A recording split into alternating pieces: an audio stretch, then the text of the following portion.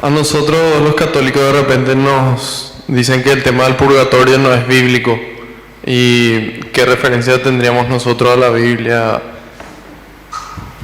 Si no fuera bíblico, no existiría, por ejemplo, Primera de Juan, capítulo 5, versículo 16, de la Reina Valera, se la voy a leer a los protestantes. De la Reina Valera. Antes de encontrar el texto, voy a hacerle pregunta a usted, acérquese para acá, usted me va a responder. Y esa misma pregunta me dicen los evangélicos aquí para que se le vea, o aquí para que se vea el rostro suyo. Bueno, ahí. Estamos grabando con las dos cámaras. Ajá, ahí. La misma pregunta, ustedes me van a decir si están de acuerdo o no. Pregunto, ¿usted cree que Dios es capaz de perdonar todos los pecados? Sí. ¿Usted cree que Dios... No. La pregunta fue, si puede. Si puede, puede todos. Y si no puede perdonar un pecado, es porque no es Dios. Ahora, la segunda pregunta. ¿Usted cree que si usted tiene un hermano que es muy malo, asesino, lo peor, póngale el nombre que usted quiera, y ha caído en el pecado más grande, si usted le pide a Dios de corazón, ora constantemente por él, ¿usted cree que Dios podría ayudar a ese hermano de que salga de eso y que se arrepienta y que se le perdone? Sí. ¿Verdad que sí? Los protestantes que me siguen a través de las redes sociales, también. Entonces usted aconsejaría a las personas que tengan a un hermano que está viviendo mal, que ore por él para que se convierta y para que Dios le perdone. Sí. Y los protestantes también. ¿Estamos claros, verdad que sí? Bueno, pues ahora ustedes van a ver que San Juan va a hablar que cuando una persona es muy mala, no hay que orar por él porque ya Dios no le va a perdonar. Pero entonces, ¿cómo? Si usted y yo sabemos que sí va a perdonarle. Vamos a escuchar porque eso nos confunde. Dale. Si alguno viere a su hermano cometer pecado, que no usted vio a su hermano cometer pecado. Dale. Que no sea de muerte. Que no sea de muerte. Pedirá y Dios le dará vida. Le dará vida. Vamos a ver cuando sea de muerte muy grave. Esto es, para que los que cometen pecado, que no sea de muerte. Subrayen lo que viene. Sí. Hay pecado de muerte por el cual yo no digo que se pida. Entonces, ¿por qué usted me dijo que sí se podía pedir? ¿Y por qué usted protestante dijo que sí se podía? Y Juan dice, hay pecado de muerte que no se puede pedir. Porque estos pecados que está hablando Juan, no es cuando la persona está viva.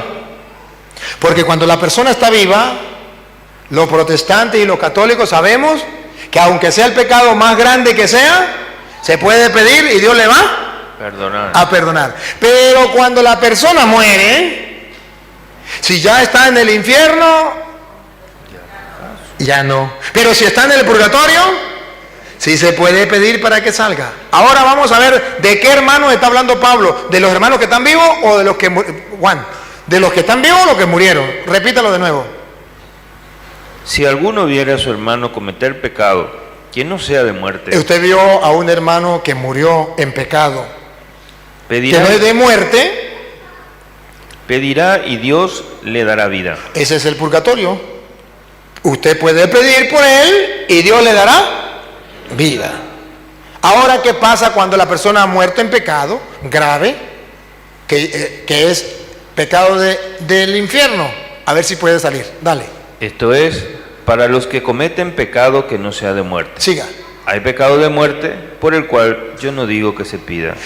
Cuando una persona cae al infierno, ya no se puede hacer nada. Y escuche la doctrina de Juan, dale.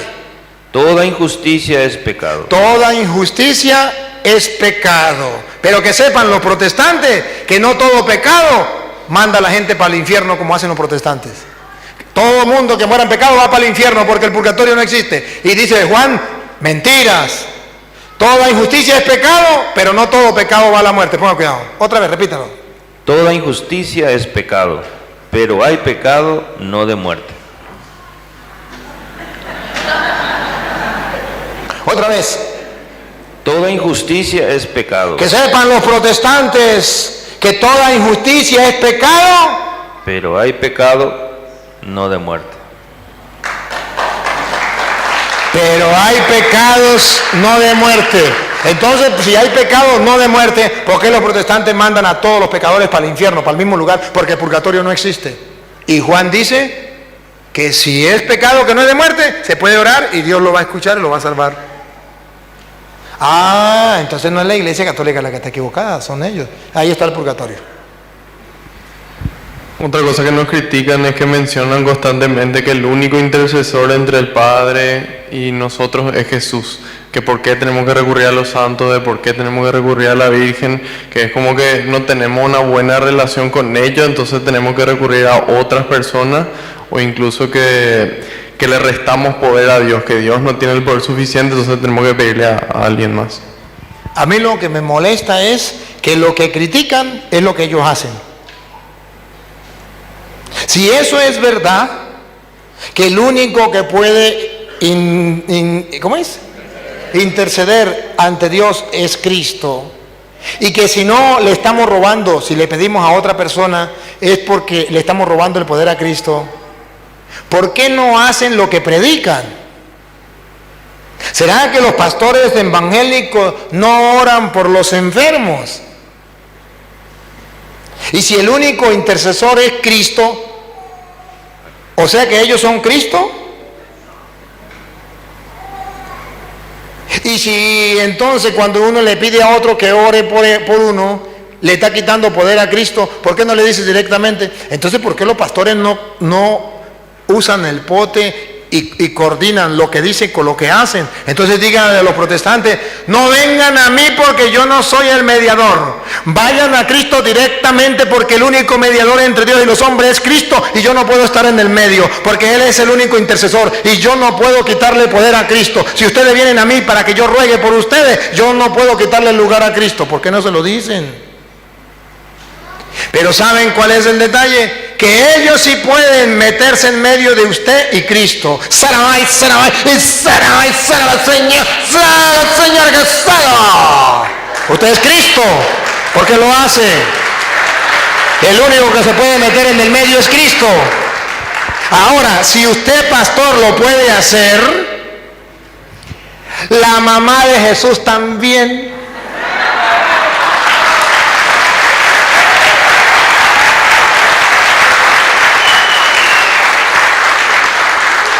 Es ignorancia y desconocimiento a lo que dice Pablo en 1 de Timoteo capítulo 2 versículo 5.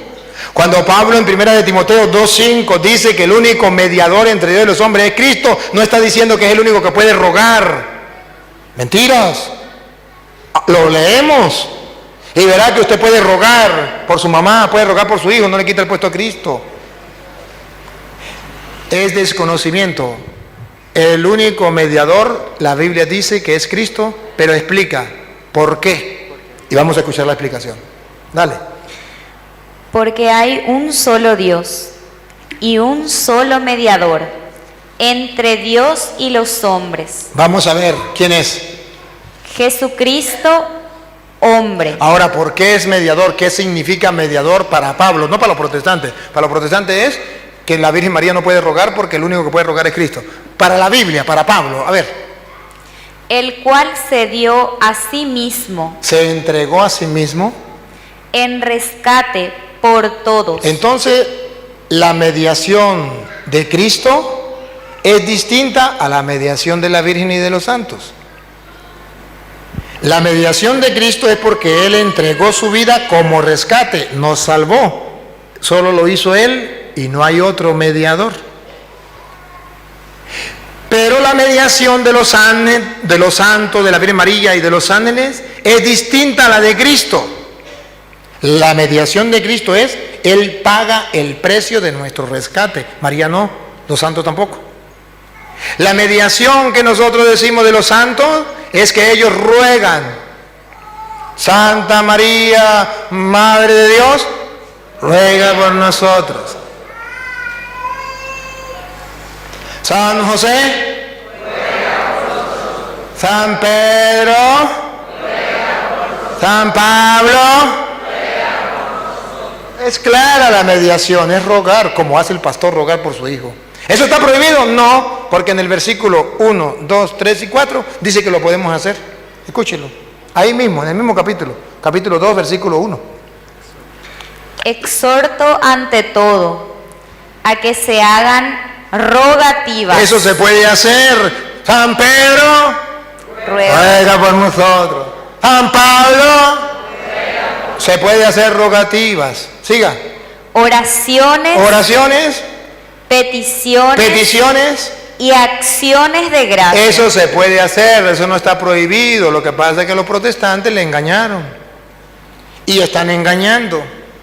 No saben lo que es la mediación de Cristo, que es medió entre Dios y los hombres pagando el precio de nuestros pecados. Venga, niña, venga para acá.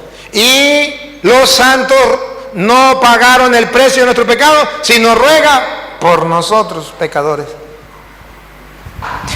Lo que le exhorto a todos, sean protestantes, evangélicos, católicos, etcétera, que no crean todo lo que dicen los pastores, ni el cura. Lean la Biblia.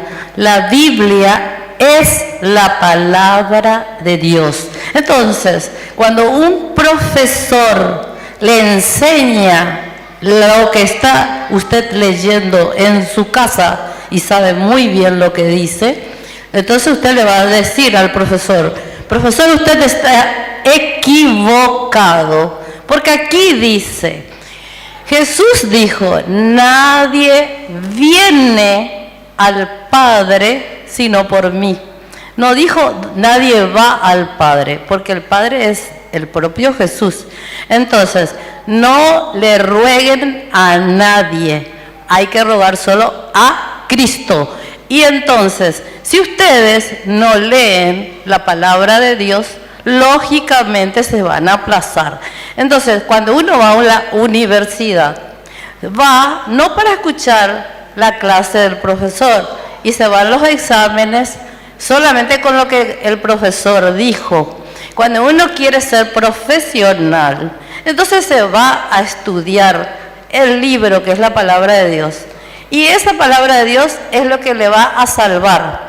Ahora, la gente quiere simplemente dejar la palabra de Dios en un rincón y venir a escuchar lo que otro dice. ¿Por qué no leen ustedes la palabra de Dios? Pues la palabra de Dios lo dejó Dios para que todos lo leamos. Y nos han venido todos a congregarnos en la misma fe, que es Jesús. No importa si son evangélicos, católicos, apostólicos, libres o esclavos.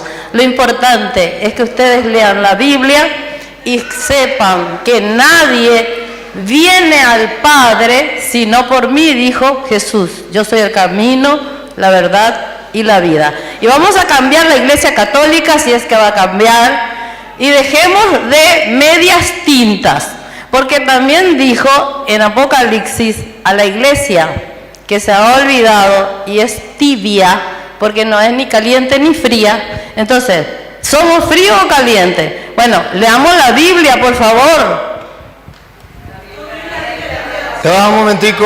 Un momentico, que aquí sí hay un gran lío con esta hermana.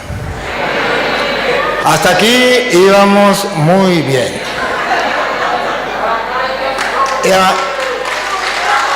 Esta hermana, con el respeto que merece, no se sienta ofendida.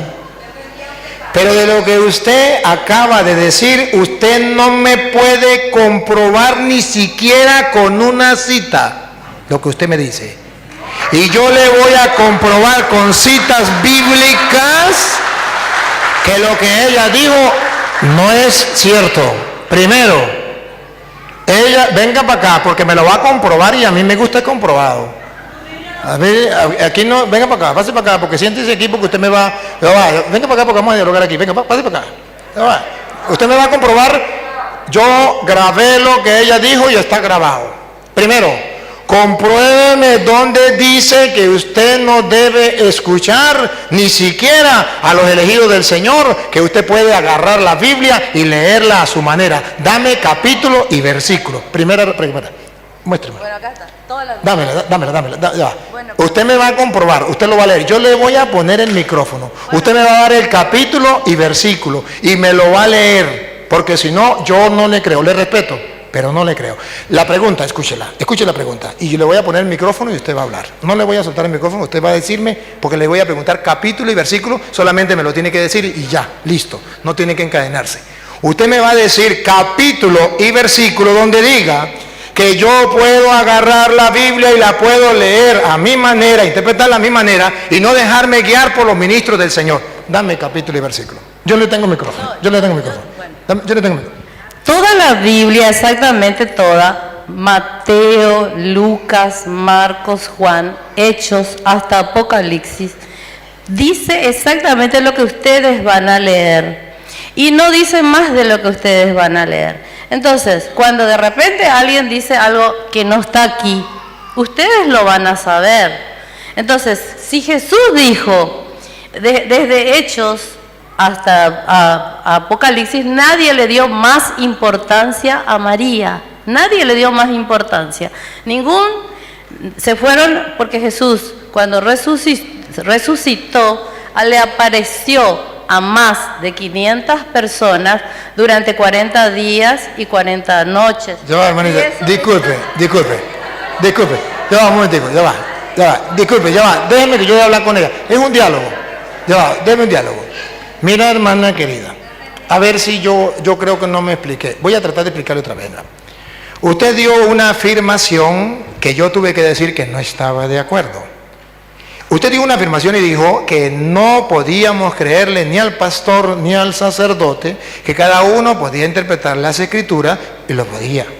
Yo lo único que necesito es que usted me dé el capítulo y versículo, porque si usted no me da el capítulo y versículo, habló muy bonito, se le respeta, pero entonces usted debería escribir otro evangelio según su opinión, que sea el evangelio según usted.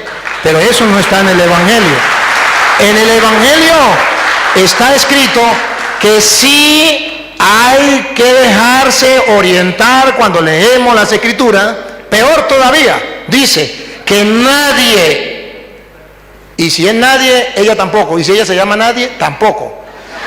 Y nadie puede interpretar las escrituras por su propia cuenta, porque la va a torcer y va a ir a la condenación. Tengo capítulo y versículo. Usted me da capítulo y versículo. Así con el mismo cariño que hemos hablado y con el mismo. Si no tiene capítulo y versículo, usted me lo dice.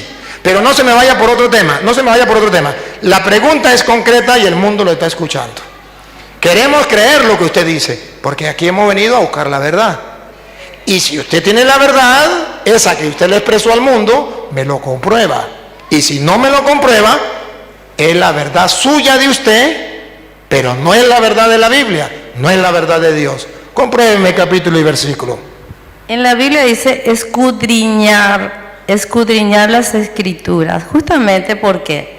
Porque aquí dice que uno debe amar a Dios por sobre todas las cosas. Cuando Juan capítulo 5 versículo 29 dice escudriñar las escrituras, o 29 o 39, no dice usted solo. Le voy a comprobar y me ayudan los lectores que hay que escudriñar las escrituras, pero no solo. Hechos de los Apóstoles, capítulo 8, versículo, vamos a leerlo desde el 26 en adelante, para que vean ustedes que la Biblia no dice que hay que escudriñar las escrituras solo. Dice, sí hay que escudriñar las escrituras, pero no solo. Tenemos que dejarnos guiar. Vamos a ver un hombre escudriñando las escrituras solito. Y va a ver que Dios le manda a otro. Y va a ver que cuando le hacen una pregunta, él da una respuesta que hoy nos ilustra a nosotros. Dale. Y un ángel del Señor habló a Felipe diciendo, Felipe era un ministro de Dios, un diácono de Dios, de la iglesia. Y le habló un ángel y le dijo, levántate y ve hacia el sur, Vamos a ver qué tarea le va a mandar. Dale. por el camino que desciende de Jerusalén a Gaza, el cual es desierto. Entonces él se levantó y se fue. El ministro de Dios obedece lo que Dios manda. Siga. Y sucedió que ¿Qué sucedió? Aquí viene la enseñanza. ¿Qué sucedió? Dale. que un etíope, eunuco, funcionario de Candace, reina de los etíopes, el cual estaba sobre todos sus tesoros, y había venido a Jerusalén para adorar, Ponga la lupa a lo que viene. Hágale zoom. volvía sentado en su carro y leyendo al profeta Isaías. Estaba escudriñando, leyendo las escrituras al profeta Isaías. Escudriñen las escrituras. ¿Qué estaba haciendo el etíope? Leyendo, escudriñando las escrituras. Siga. Y el Espíritu dijo a Felipe: Y el Espíritu dijo al ministro de Dios: acércate y júntate a ese carro. Acudiendo Felipe, le oyó que leía al profeta Isaías. Estaba escudriñando las escrituras, ¿sí o no?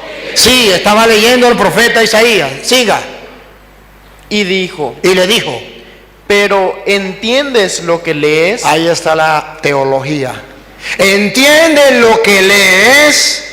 ¿Y qué dice la Biblia? Siga. Él dijo: ¿y cómo podré si alguno no me enseñare? ¿Y cómo la voy a entender si ninguno me enseña? Aquí dice que hay que escudriñar las escrituras. Sí, pero tiene que dejarse enseñar por un ministro del Señor. Y si no, se equivocó. Todos tenemos distintos dones.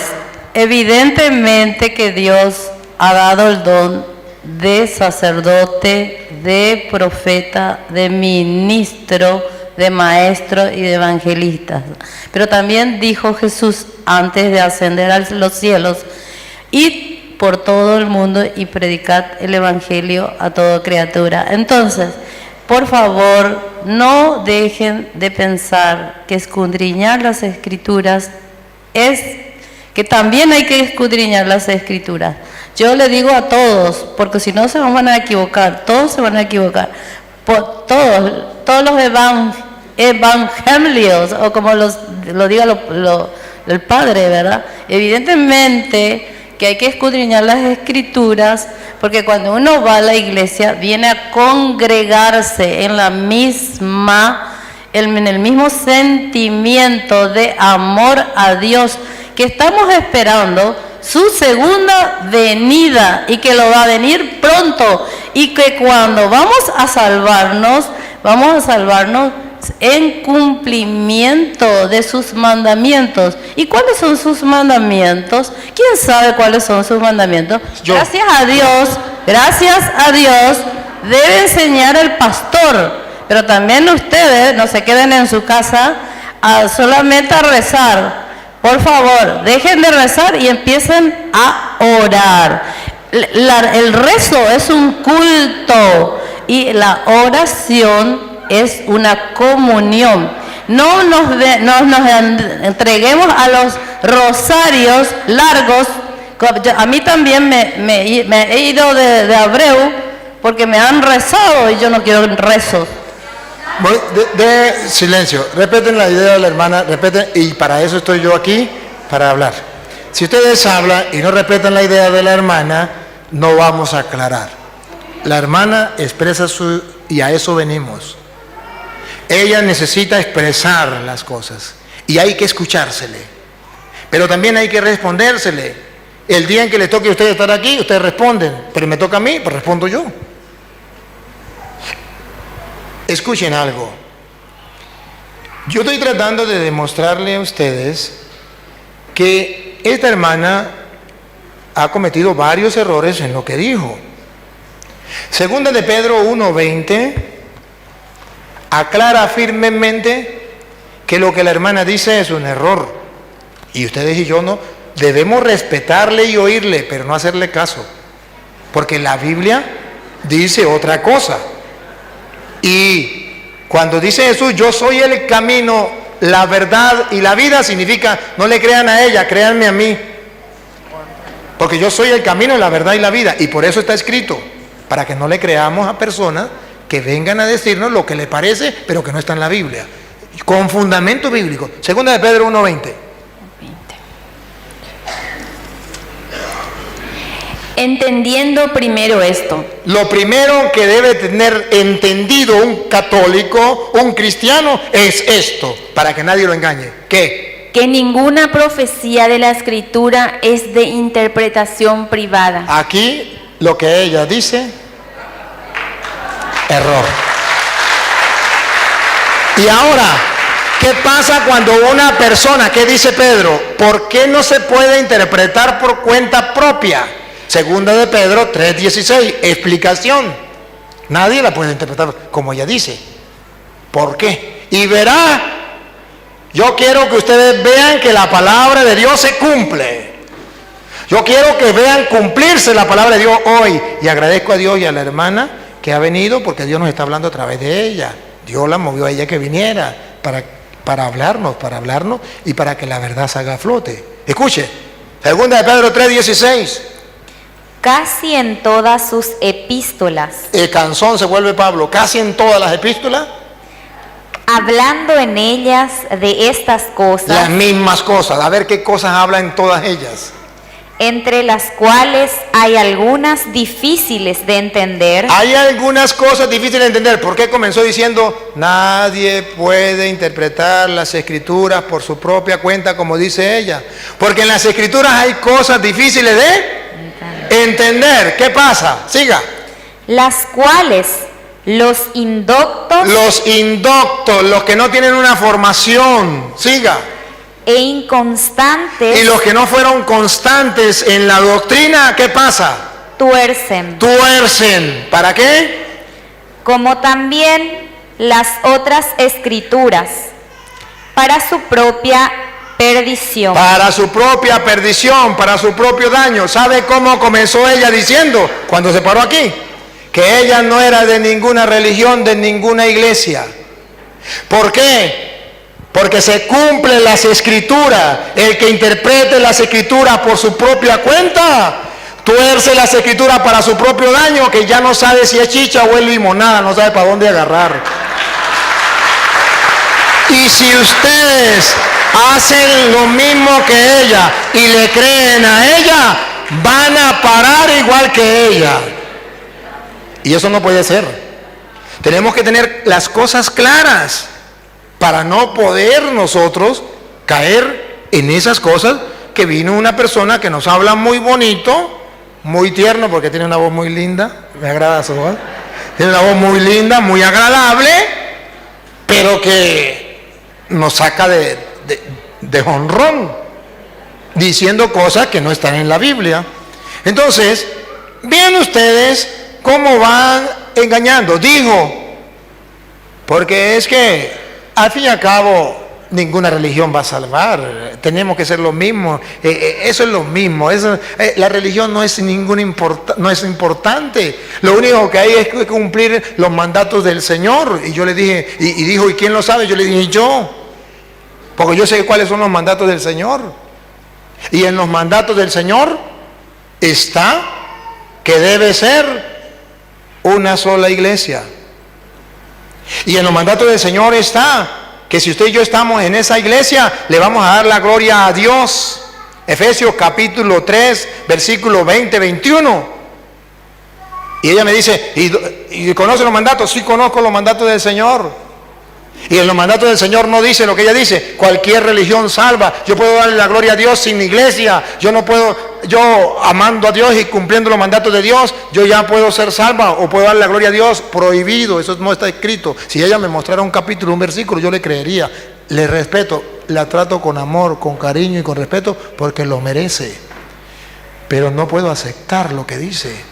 Y sería un perro mudo si me quedo callado. Y el mundo tiene que saber que el católico tiene que dar razones de su fe. Escuchen lo que dice Efesios 3, 20-21. Y aquel que es poderoso para hacer todas las cosas mucho más abundantemente, Ese Dios que ella cree y que nosotros creemos, de lo que pedimos o entendemos, según el poder que actúa en nosotros. escuche lo que viene. A él sea gloria sea la gloria, tenemos que darle la gloria en la iglesia. otra vez. A él sea la gloria en la iglesia. Repita, en la iglesia varias veces.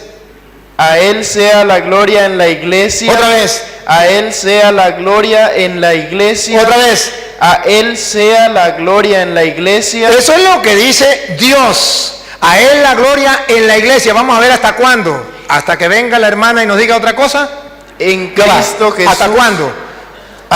¿A él la gloria otra vez? A él sea la gloria en la iglesia, en Cristo Jesús, por todas las edades, por los siglos de los siglos. Amén. Es decir, no hasta que ella venga y nos diga otra cosa. Esto es para siempre.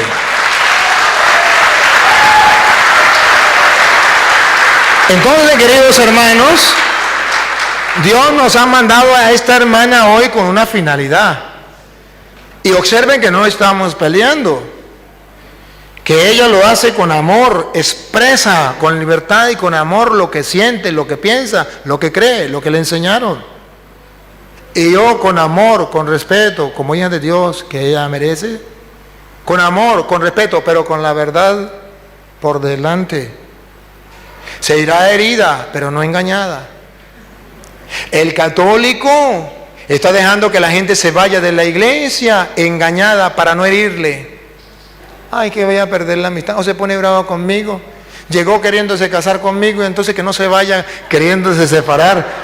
No, sino que el mismo amor continúe. No hay necesidad, pero sí tenemos que tener las cosas muy claras, porque si no, hermanos, nos vienen a engañar. Ahora comprenden que si hace falta la apologética en la iglesia. Sí, porque si no, no vamos a tener idea clara y vamos a decir, eso es lo mismo. Y como comenzamos, entonces terminamos. Si fuera lo mismo, entonces, ¿será lo mismo lo que dicen los testigos de Jehová? ¿La hostia es el diablo? A lo que dicen los católicos, la hostia es Dios, ¿es lo mismo? Una razón teológica para explicarle al mundo por qué Pedro negó a Jesús 3 veces. Y comienza a estudiar la Biblia y encuentro que un día Jesucristo le sanó la suegra a Pedro. Oh, acabo de encontrar, aleluya, la razón teológica por qué Pedro negó a Jesús 3 veces, porque le curó la suegra. Aleluya, gloria al Señor. Esa es una teología de los protestantes. Muy bonita, muy bella y hasta bíblica, pero no es la verdadera teología. Pero eso le encanta a la gente, esa teología. Le emociona esa teología. Esta es la teología protestante, que agarran y le hacen decir a la Biblia lo que la Biblia no dice, porque son teólogos de puro bla bla bla bla bla, que agarran las escrituras y las tuercen a su manera.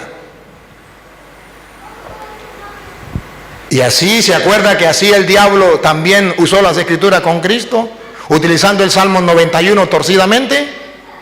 Y Jesús le dijo, ¿qué fue lo que Jesús le dijo? No tentarás al Señor tu Dios. No tentarás al Señor tu Dios. ¡Ah, caramba! Entonces, hay una teología protestante que con la Biblia vienen engañando a la gente, que encontraron por qué Pedro negó 3 veces a Jesús.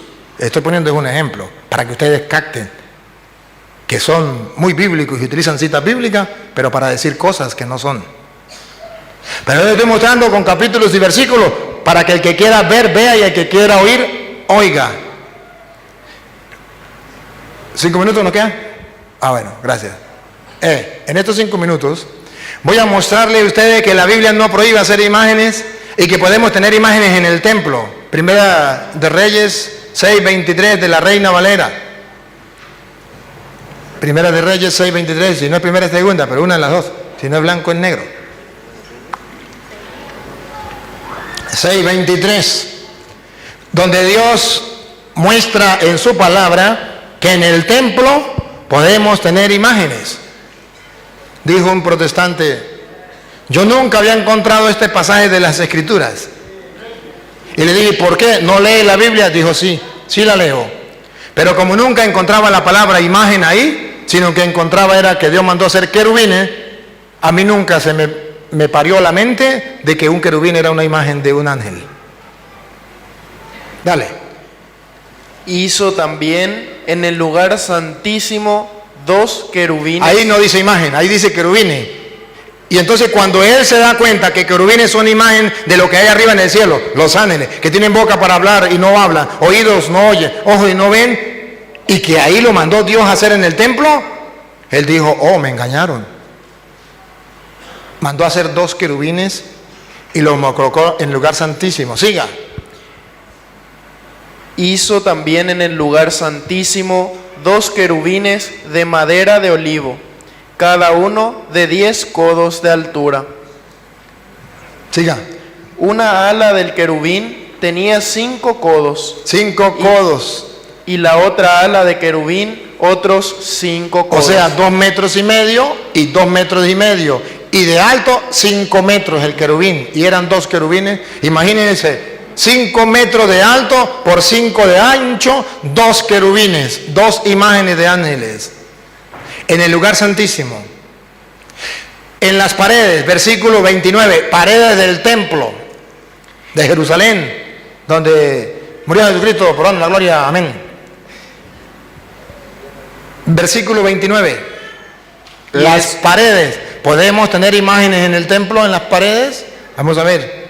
Y esculpió todas las paredes de la casa alrededor de diversas figuras, de querubines, de palmeras y de botones de flores, por dentro y por fuera. Por dentro del templo y por fuera del templo, muchas imágenes de querubines.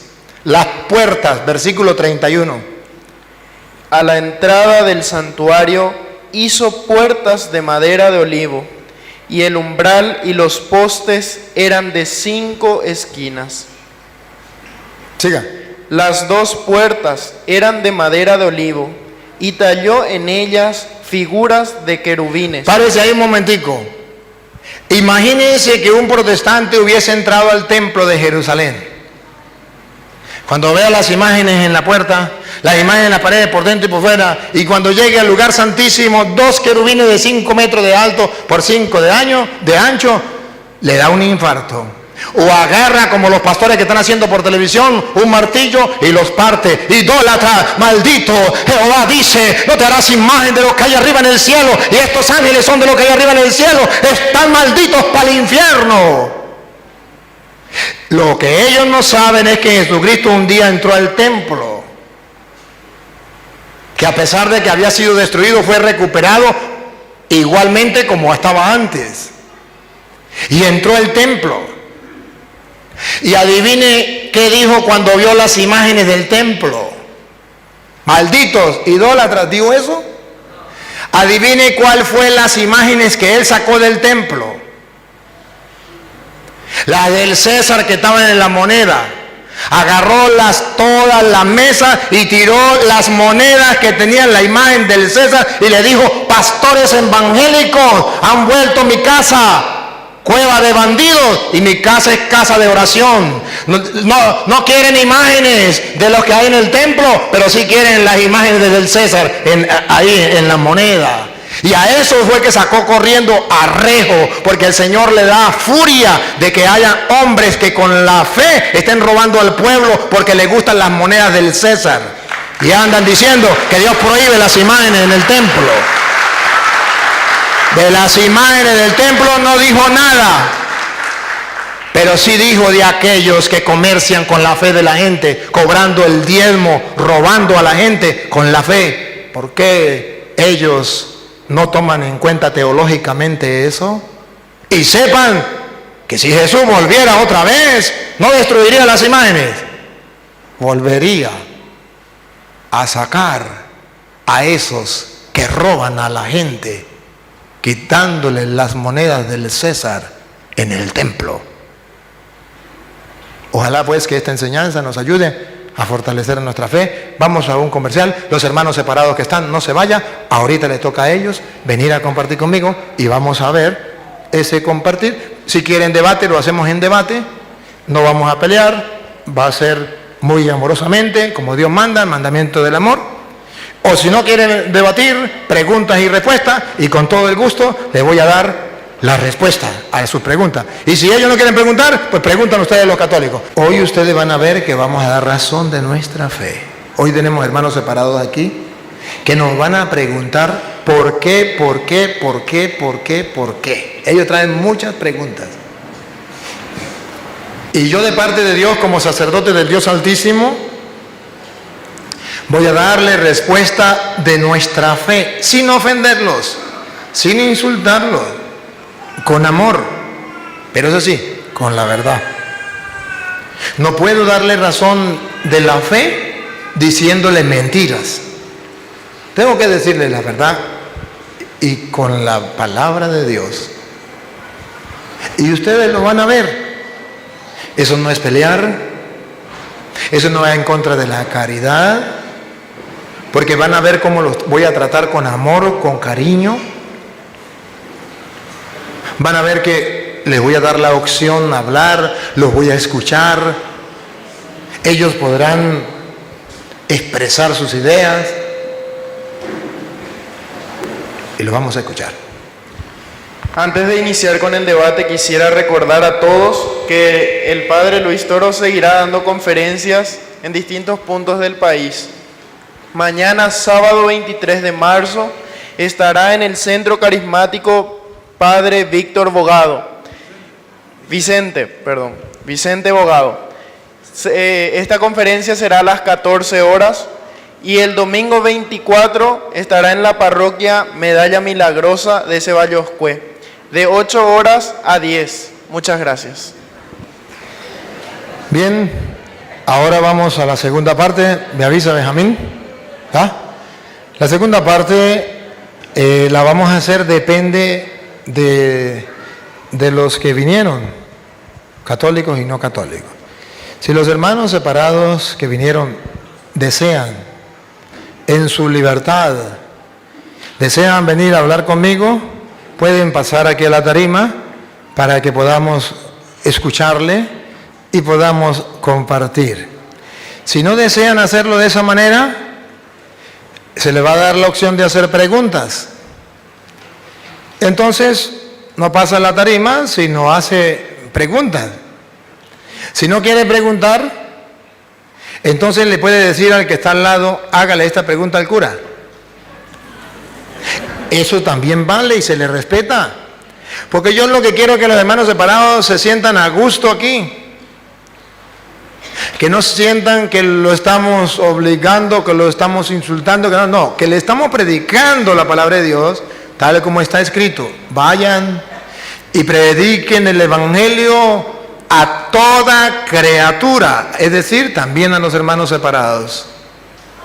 Y el que crea y se bautice se salvará, y el que no será condenado. Si nosotros no predicamos, seremos motivo de condenación para muchos. Pero si predicamos la palabra de Dios, seremos motivo de salvación para muchos. Cuando los hermanos separados me preguntan, ¿por qué usted nos predica a nosotros? Porque mi predicación es motivo de salvación para ustedes. Vaya, prediquen, y que crea se salvará.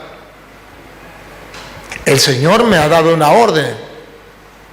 Y San Pablo dice, y ay de mí, si no predicara el Evangelio, allá de 1 Corintios 9:6, ¿no? 9:16. Y ay de mí, si no predicara el Evangelio. Necesitamos predicar el Evangelio. Bueno, entonces, si hay algún hermano separado que quiera pasar a la tarima, ¿usted? Venga para acá. Un aplauso, pues, para esta hermana. Bienvenida.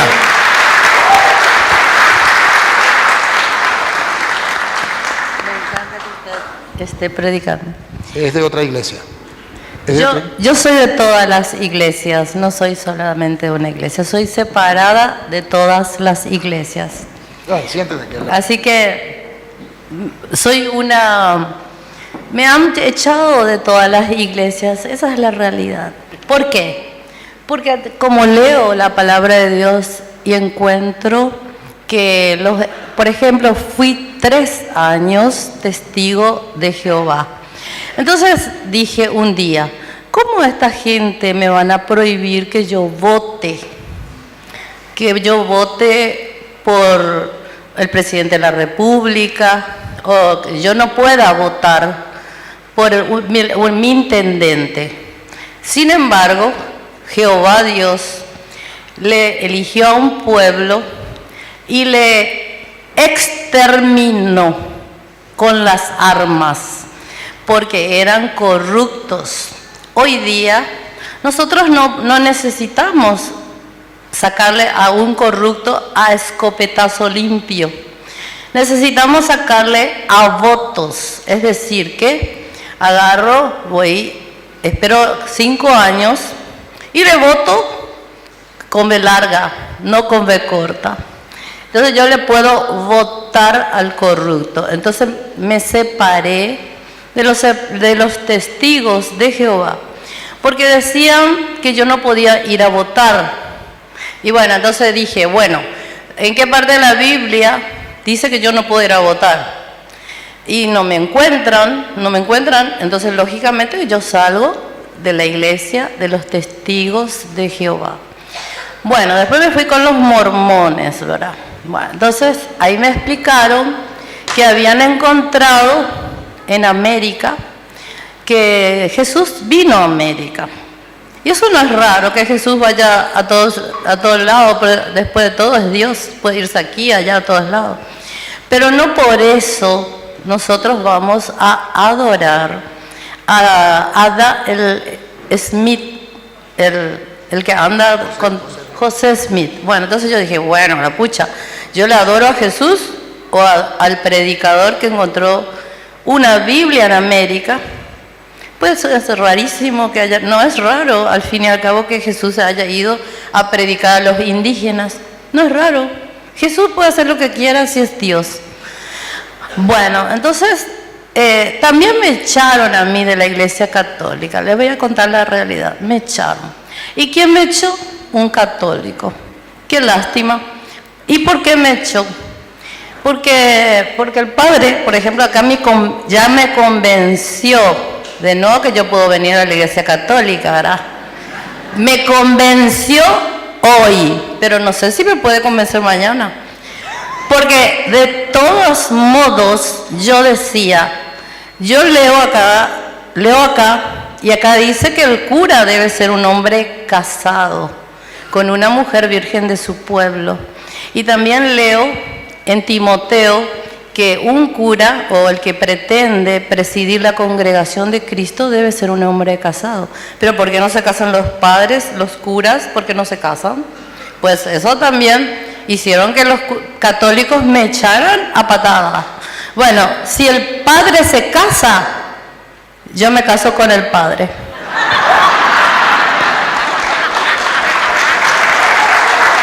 Y vamos a ir a predicar el evangelio a toda criatura, sea esta católica, apostólica, romana, sea con quien fuera, a judíos, puede ser, justamente tenemos que predicarle a los paganos. Y bueno, a veces un católico se puede convertir en pagano, entonces no nos descuidemos tampoco de los católicos. Así que si el cura se quiere casar conmigo, yo me vuelvo a ser católica. No se vaya, no se vaya. Un momentico. No me echan, ¿verdad? No la vamos a echar de aquí. A mí me gustó eso que usted dijo. Que un católico le echó, porque usted encontró en Primera de Timoteo, de la Reina Valera, Primera de Timoteo, capítulo 3, versículo 1, que el dirigente de la comunidad debe ser casado. ¿Cierto? Y está en Primera de Timoteo, capítulo 3, versículo 1. Y ese católico que no había estudiado las Sagradas Escrituras, no se había formado, entonces en vez de explicarle por qué, Primera de Timoteo dice esto, ¿Por qué no se hace en la Iglesia Católica lo que dice la primera de Timoteo? A lo mejor se puso y la peleó y la echó de la iglesia. Me echó a patada. Echó a patada. Antes de primera de Timoteo 3. Este testimonio de esta hermana, que sepa los católicos del mundo entero, es lo que está sucediendo a diario en la Iglesia Católica, no solamente con este tema. ¿Cuántas personas han ido a preguntarle al católico por qué tienen las imágenes? ¿Por qué se confiesan? ¿Por qué la Eucaristía? ¿Por qué el bautismo de los niños? ¿Por qué esto y por qué aquello? ¿Y cuál es la respuesta? Usted es un evangélico, usted lo que le gusta es pelear, usted... ¿Por qué no le da una respuesta a alguien que viene buscando y dice, Pedro, tenemos que dar respuesta de nuestra fe? Que el Monseñor muy bien lo dijo, tenemos que dar respuesta de nuestra fe. El pueblo perece por ignorancia. Estamos viendo las ovejas de Cristo otra vez andan como ovejas sin pastor. Si usted me lo permite, antes de leerle eso, podemos mirar como dice Marcos 6:34, San Marcos, antes de leerla de 1 Timoteo. Porque me preocupa esto y yo quiero que hoy saquemos una lección. Dios nos habla de mil maneras. Hoy nos está hablando a través de esta hermana. Y nos está diciendo que la ignorancia entre los católicos es motivo de que muchos se salgan de la iglesia. Eso fue lo que Dios me dijo a través de ella. Y ustedes y yo lo estamos viendo. Sería taparnos los ojos para no verlo. ¿Y cuántas veces los católicos van al sacerdote y le dicen, Padre, ¿por qué esto? ¿Por qué aquello? No tengo tiempo. Usted ya es un evangélico. Usted le mete una insultada y el católico se va aturdido. Y se encuentra un pastor en el camino. Pastor, tengo una pregunta. Claro que sí, venga para acá. Le brinda hasta un café. Se sienta, le dedica 4 o 5 horas hasta que le lava el cerebro. Y en vez de enseñarle, la verdad lo lleva por un camino errado. Porque los católicos no han aprendido lo que Jesús dijo en Mateo 28:19. Vayan y hagan que todos los pueblos sean mis discípulos, bautícenlos y enséñenle todo lo que yo les he mandado a ustedes. Y eso no lo estamos haciendo. Pero bueno, vamos con Marcos 6:26. No, quédese ahí porque todavía no le he explicado. Es que yo tengo que aprovechar cuando Dios habla a través de las personas como usted, que no se identifica con la iglesia. Dios también nos habla. Con ninguna. Bueno, con ninguna iglesia, pero Dios nos habla a través de los acontecimientos, a través de las personas, solamente que tenemos que escucharlo. Y hoy Dios nos está gritando a los católicos, ¿qué pasa, católicos? ¿Por qué no se forman? ¿Cuánta gente se está yendo de la iglesia porque hay católicos deformados? Entonces, esto a mí me emociona y le agradezco a usted, y por eso no se me vaya, porque esto es motivo de gran enseñanza para hoy. Oye, Marcos 6, ¿6 qué? 34. Dale. Y salió Jesús y vio una gran multitud y tuvo compasión de ellos, porque eran como ovejas que no tenían pastor. ¿Ovejas que no tenían? Pastor. Ajá, y cuando Jesús ve que son ovejas que no tienen pastor, ¿Él quiere ser el pastor o no? Sí. ¿O se hace loco igual que los demás? No. Ajá, si Él quiere ser el pastor, de darle alimento a estas ovejas, de guiar a estas ovejas, vamos a ver cómo lo hace. Y lo que Él haga, lo tenemos que hacer nosotros, especialmente los curas. Porque no somos nosotros los que tenemos que imitar a Cristo y no somos los verdaderos pastores de Cristo y los obispos. Pues observe, hay un pueblo que anda como oveja sin pastor. Para la muestra un botón. Ella preguntó, en vez de explicarle, le sacaron a patadas. Un pueblo sin pastor, como oveja sin pastor, no tiene quien le enseñe. Ahora, ¿qué dice que hizo Cristo? Otra vez, repítalo, el 34 otra vez. Y salió Jesús y vio una gran multitud y tuvo compasión de ellos, porque eran como ovejas que no tenían pastor, y comenzó a enseñarles muchas cosas. ¿Y comenzó a qué?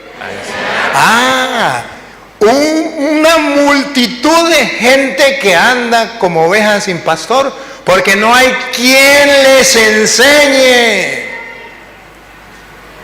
Porque Porque tenemos sacerdotes dentro de la iglesia que sabemos y hemos estudiado filosofía y teología, pero nos dedicamos a bautizos, a matrimonios, a sacramentos, pero no nos dedicamos a la enseñanza, como Jesús, el buen pastor, que cuando ve que las ovejas están sin pastor, se toma tiempo a enseñar. Y los seminaristas que se están formando, ¿para qué se están formando? ¿Para celebrar misas? ¿Para celebrar sacramentos? La iglesia enseña que los sacramentos son celebraciones de la fe. Después de que se me ha enseñado, yo creo y celebro lo que creo. Y nosotros estamos dándoles sacramentos al pueblo sin haberle enseñado. Entonces el pueblo no entiende los sacramentos, el pueblo se aburre, el pueblo se queda con una fe superficial y el pueblo vuelve a andar como en tiempo de Jesús, como ovejas sin pastor. Y se hace urgente que los seminaristas se preparen para ser pastores como Cristo, que tengan tiempo para enseñar al pueblo la palabra de Dios. Y Pablo en primera de Timoteo capítulo 5 versículo 17, San Pablo viene a decir que la tarea más grande del presbítero, la que le van a pagar doble sueldo, es la de enseñar. Ustedes lo van a ver. Primera de Timoteo capítulo 5 versículo 17 en adelante. Los ancianos que gobiernan bien sean tenidos por dignos de doble honor. Doble honor, y pongan cuidado lo que viene, listo con la cámara, a tomar la foto.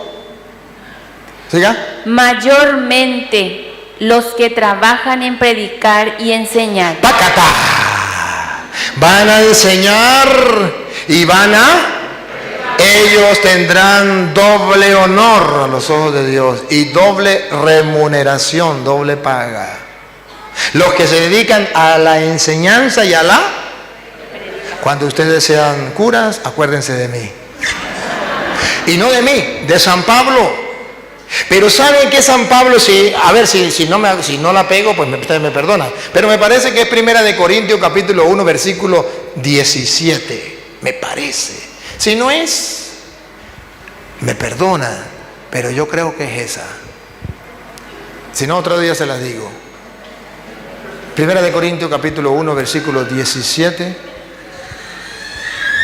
Pues no me envió Cristo. Sí era esa. Escuchen lo que dice Pablo. Pablo dice una barbaridad para los curas hoy día. Otra vez.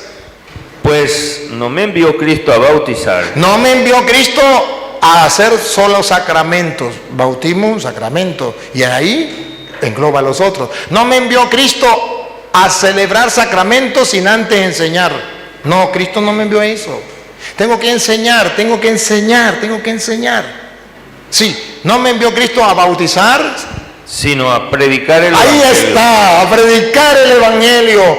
Teológicamente, que está diciendo que cuando la iglesia se queda solo con los sacramentos, no está cumpliendo con lo que Cristo le mandó, a predicar el evangelio. No me mandó a celebrar sacramentos, me mandó primero a predicar el evangelio, para que la gente tenga una fe firme, sólida.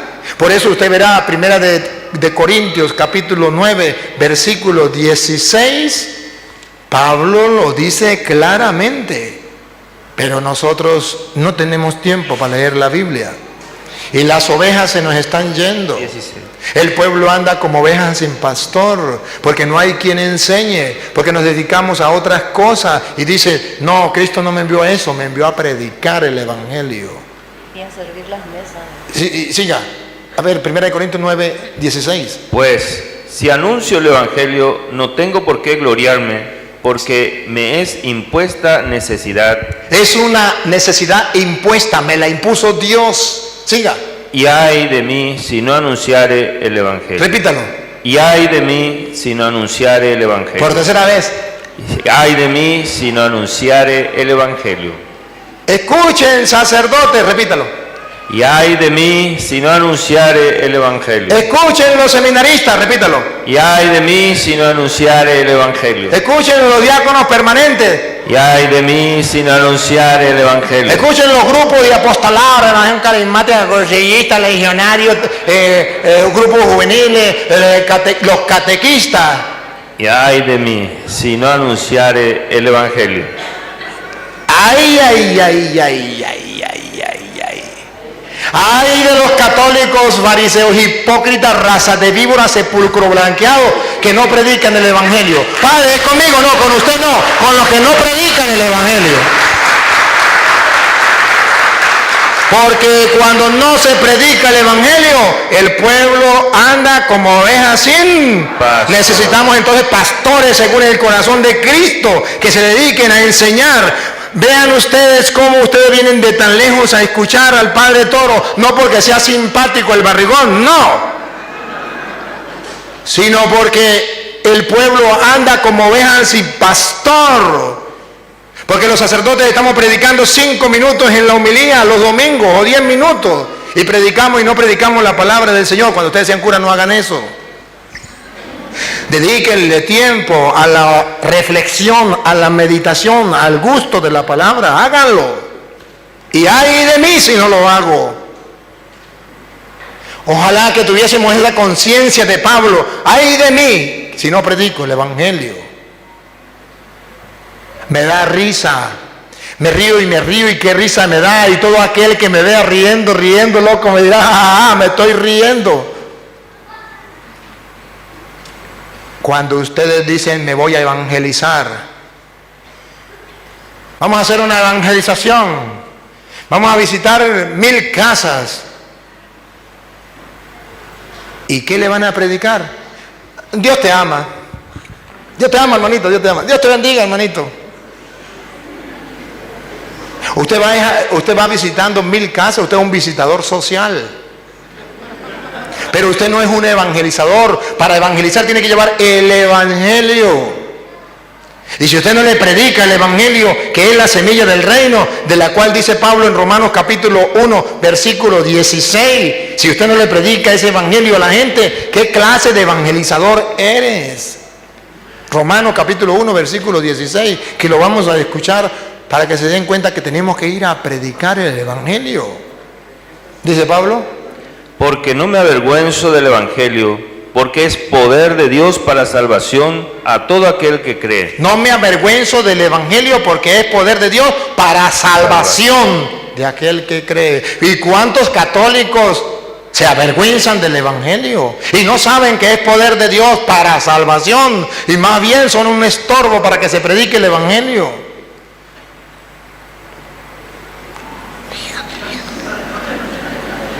Aquello de lo que Jesús decía a los fariseos hipócritas, que ni entran ni dejan entrar a los que quieren entrar. ¿Yo puedo quedarme todavía? Sí, quédense ahí porque todavía no le he explicado a usted. Voy a explicarle porque está afanada. Está afanada. Le voy a explicar. Ahora sí, primera de Timoteo capítulo 3, versículo 1, donde dice que los dirigentes de la comunidad, los obispos y por tanto también los presbíteros deben ser casados. ¿Qué dice Pablo? Y sepan quién fue el que escribió eso. ¿Quién lo escribió? Jesús, Dios. No, lo escribió, eso lo inspiró Dios. Dios. ¿Quién escribió la primera carta de Timoteo? El escritor. Dios. No, el hombre que escribió esa carta. Dios se la inspiró. Toda escritura, toda la Sagrada Escritura es inspirada por Dios. Acaba de oír lo que usted dijo, inspirada. Claro. No dice escrita. Yo cuando leo... Pero usted mismo lo leyó, ¿verdad? Sí. Usted mismo lo dijo. Toda escritura es inspirada, pero no dijo toda escritura es escrita por Dios. Claro. Entonces la pregunta mía es, ¿quién la escribió? Sabemos que la inspiró Dios. Toda escritura es inspirada por Dios. Pero la pregunta es, ¿quién la escribió? Pablo. Primera de Timoteo 3, 1, ¿la escribió? Pablo. No se lo olvide. ¿Qué dice Pablo? Palabra fiel. Si alguno anhela obispado, buena obra desea, pero es necesario que el obispo sea irreprensible, marido de una sola mujer, casado, casado, ahí está, marido de una sola mujer, es casado. Perfecto, San Pablo lo dice, que existían sacerdotes casados. Lo dice a Timoteo. Pero resulta que a los corintios, el mismo Pablo, primera de Corintios, capítulo 7, versículo 32, o lo leemos primero el 7, y después pasamos al 32. El mismo Pablo viene a decir que es bueno el celibato, el no casarse, para los que sirven al Señor. Bueno, ¿qué le pasa a Pablo? ¿Por qué Pablo al Timoteo le dice que es bueno casarse? ¿Y por qué a los corintios le dice que es bueno no casarse? ¿Qué le pasa a Pablo? No, a Pablo no le pasa nada.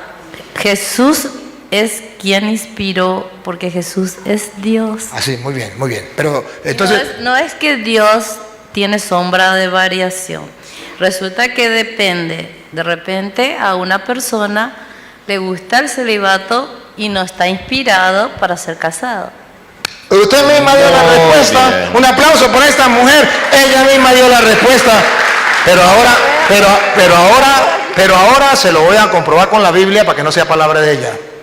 Porque si lo dejamos hasta aquí, no se vaya, porque resulta que tenemos miles de hermanos separados que nos siguen a través de las redes sociales.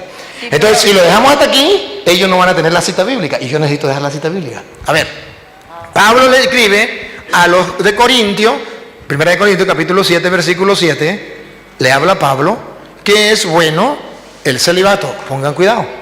Quisiera más bien que todos los hombres fueran como yo. Primera. pero Que- cada- ya va, no me empuje.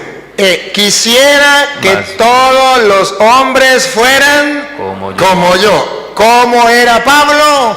Soltero. Soltero. ¿Cómo sabemos que era soltero? Ponga cuidado lo que viene. Dale. Pero cada uno tiene su propio don. ¿Propio qué? Su propio don de Aquí. Dios. Aquí. Subrayen la palabra don, lo que ella acaba de decir. Que uno puede irse casado y otro soltero. El casarse es un don. El no casarse, el celibato es un don. Y recuerde que en la iglesia hay dones y carismas. Y en la iglesia católica existe el don del matrimonio. Y existe el don del celibato. Usted no está de acuerdo con el don del celibato, agarra el otro don, porque en la iglesia hay diversidad de dones. Agarra el don del matrimonio, pero no critique al que agarró el don del celibato, porque Dios da dones diversos, dice Pablo. Repítalo lo que dice Pablo. Pues quisiera más bien que todos los hombres fueran como yo, pero cada uno tiene su propio don de Dios. Del propio don de Dios. Vamos a ver qué don le dio a Pablo, que él quiere que todos se queden como él. Dale. Uno a la verdad de un modo, otro de otro modo. La iglesia católica enseña eso, que hay unos de un modo, otros de otro. Los hermanos separados dicen solo casados. Error, hay dos. Siga. Digo pues, a los solteros y a las viudas, ¿Cómo era Pablo? Vamos a ver. Dice Pablo, a los solteros y a las viudas. que bueno le fuera quedarse como yo. ¿Cómo era Pablo? Soltero. Solterito. No era viudo. No. Y si era viudo, también está soltero. Claro que sí. Se le respeta, claro que podía ser viudo, pero no deja de ser soltero. Entonces dice Pablo, que todos sean como yo. Ahora viene la explicación por qué Pablo no era viudo. Pero Para responderle, versículo 32. ¿Por qué no era viudo? Él viene la explicación. en el quisiera versículo pues que estuvieseis sin congoja. Ajá. El soltero tiene cuidado de las cosas del Señor y de cómo agradar al Señor. Aquí está la explicación por qué el celibato. Siga. Pero el casado Aquí está el don del matrimonio. tiene cuidado de las cosas del mundo y de cómo agradar a su mujer. Ahora la mujer. Dale. Hay asimismo diferencia entre la casada y la doncella. Ajá. La doncella tiene cuidado de las cosas del Señor para ser santa así en cuerpo como en espíritu. Ajá. Pero la casada tiene cuidado de las cosas del mundo y de cómo agradar a su marido. Eso lo digo para vuestro provecho. Para vuestro provecho. Entonces no es una maldad que hay en la iglesia, es para provecho de las personas, es para el bien. Entonces, ¿qué está hablando teológicamente Pablo cuando le dice a Timoteo que debe ser casado y aquí dice que puede ser soltero o casado? No está contradiciéndose. Aquí dice que puede ser un don casado o un don celibato. Allá Timoteo le está hablando a los casados, los que tienen el don de casado. Bueno, también critico a los católicos que cuando es hora de que pase las ofrendas, siempre dan 1000 guaraníes al cura. ¿Por qué 1000? Hasta 10.000 dan. Y Dios mío. Eso es poquito o bastante. Pero es poquísimo, padre. Un aplauso para ella, muy bien. Yo no digo que den el diezmo, porque tampoco leí en la Biblia que hay que dar diezmo a nadie. Yo leí en la Biblia, y yo no sé si no leí esa parte, ¿verdad? Porque no me convenía, ¿verdad? No sé. Pero yo no leí. Yo lo que leí es que hay que ahorrar el 10% de lo que uno gana durante 7 años para luego comprarse la libertad. Es decir, que los judíos son ricos porque eran ahorrativos. Bueno, nosotros también tenemos que empezar a ahorrar el 10% de lo que ganamos para comprar nuestra jubilación o nuestra libertad. Pero yo nunca escuché que hay que darle el diezmo, pero tampoco 10 guaraníes, es muy poco, es una miseria. A Dios hay que ayudar, y ayudar al cura no hay que dejarle sin comer, por favor. Gracias. Ahora sí puede irse. Pero le voy a explicar lo que ella acaba de decir, tiene mucha razón. No dejo de decirle que Dios ha mandado a esta mujer para hablarnos, para gritarnos. Que si ustedes se toman en serio esto, miren lo que esta mujer acaba de decir, que no es por inspiración de ella, sino por inspiración de Dios, porque Dios así actúa. Y sepan una cosa, que he aprendido a escuchar la voz de Dios en todos. Y yo quiero escuchar la voz de ella, de lo que ella dijo. Está en 2 de Corintios, capítulo 9, versículo 6, lo que ella dijo. Y eso, lo que ella dijo es una verdad grandiosa. ¿Y cuántos católicos se están perdiendo de esa gran verdad y de esa gran promesa que Dios le hace a su pueblo? Escuche. Pero esto digo, el que siembra escasamente, El que da, ¿cuántos dijo? 10 guaraníes. 10.000 guaraníes o 1.000 guaraníes. El que siembra escasamente, también segará escasamente. está destinado a ser un miserable, un pobre para toda la vida. Siga. Y el que siembra generosamente, Y el que da generosamente, y eso es sembrar, eso no es perder, como el católico dice, es que si yo doy, me arruino. No, dice Pablo, no es arruinarse, es sembrar. Mañana va a cosechar, ponga cuidado. generosamente también segará. Mañana va a cosechar. Siga. Cada uno dé como propuso en su corazón. Prohibido el diezmo, repítalo. Cada uno dé como propuso en su corazón. Prohibido que un pastor protestante le diga a la gente tiene que ser la 10ª parte y obligatoriamente. Eso está prohibido, repítalo. Cada uno dé como propuso en su corazón. Ese es el evangelio de Jesucristo. Siga. No con tristeza ni por necesidad. No con tristeza. Pobrecito de mí, tengo que dar esto, y me voy a arruinar y no voy a tener para darle a los hijos. No con tristeza, ni tampoco con qué. Por necesidad. Ni por necesidad, porque si no doy el diezmo, me voy para el infierno, tengo la necesidad de dar el diezmo. O porque si no, me botan de la iglesia. No, así no, por necesidad no. Siga.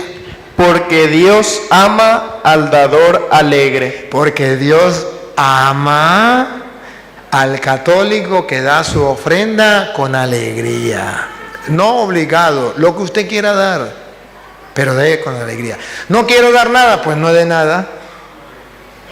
Pero es que yo veo, mire padre, yo le voy a decir la verdad, lo que pasa es que el párroco mío es rico. ¿Y para qué le voy a dar yo a él? Yo quisiera dar la ofrenda, te felicito. El mismo Cristo que está en el párroco es el que está en el enfermo, es el que está en el pobre, en el que tiene hambre, en el necesitado. Está bien, te agarro la idea. Si cree que el cura le cae gordo o que el cura se va a gastar la plata o que el cura no necesita, vive su fe agarrando este dinero y lléveselo a los pobres, porque pobres siempre habrá alrededor de su casa, en su familia. Y si no tiene pobres alrededor de la casa y en su familia, en Venezuela la gente está muriendo de hambre. Entonces va a ver, valga la cuña, agarre, baje por internet, Patreon. Es una aplicación que he buscado por internet, Patreon, para que las personas que quieran colaborar con los pobres y practicar las obras de caridad, se suscriban ahí, pongan sus datos y luego pongan para dónde va ese dinero, quién lo va a administrar. En este caso lo administraría el Padre Luis Toro, ponen Padre Luis Toro. ¿Y cuánto va a colocar? Como dice la hermana, 1,000 guaraníes o 10,000 guaraníes o lo que usted quiera mensualmente para ayudar a los pobres. Y entonces el Señor va a obrar. ¿Y por qué lo hace usted, Padre? Porque el Papa nombró 1,000 sacerdotes misioneros de la misericordia y le dio 2 tareas. Primero, predicar y confesar. Ahorita en abril que fuimos pasado, nos dijo, le voy a dar una tercera misión. Preocúpense por los pobres y ayuden a que los católicos hagan obras de caridad con los más pobres. Por obediencia al Papa y por la necesidad que estamos pasando en Venezuela, he abierto una aplicación que se llama Patreon, donde usted si quiere puede hacerlo ahí. Pues yo no quiero, padre, porque yo no sé qué va a hacer usted con ese dinero. Te felicito. Entonces agarre y dáselo a los pobres que usted vea que necesite, a los de su familia, a los de su comunidad. Pero haga algo, haga algo. Gracias, hermana. Gracias por venir de parte de Dios. ¿Y qué promesa dice Dios para el que da? Ponga cuidado. Repita lo último y sigue. Y el que siembra generosamente, generosamente también segará. Siga. Cada uno dé como propuso en su corazón, no con tristeza ni por necesidad, porque Dios ama al dador alegre. Siga. Y poderoso es Dios. Poderoso es Dios, promesa.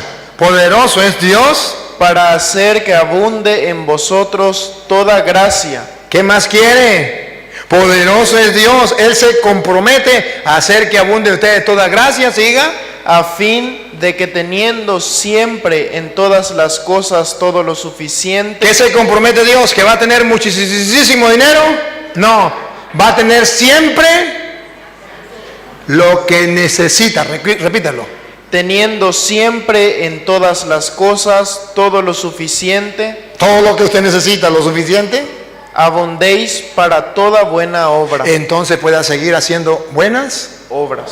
Va a tener lo que necesite y le va a sobrar para que siga haciendo buenas obras. Así vive el cristiano, de fe en fe. Sé que Dios es dueño de todo, me va a dar más y doy y Él me va a dar más para que yo siga dando. Entonces vive de fe en fe. Otra preguntita, pues. Otro hermano separado que quiera preguntar o que quiera pasar, puede acercarse. O otro católico que quiera hacer una pregunta, aproveche, acérquese aquí a esta parte del altar, véngase para acá. Si hay otro, de una vez véngase para no perder el tiempo y aprovecharlo al máximo, porque tenemos el tiempo, se nos va y no vuelve. Venga para acá.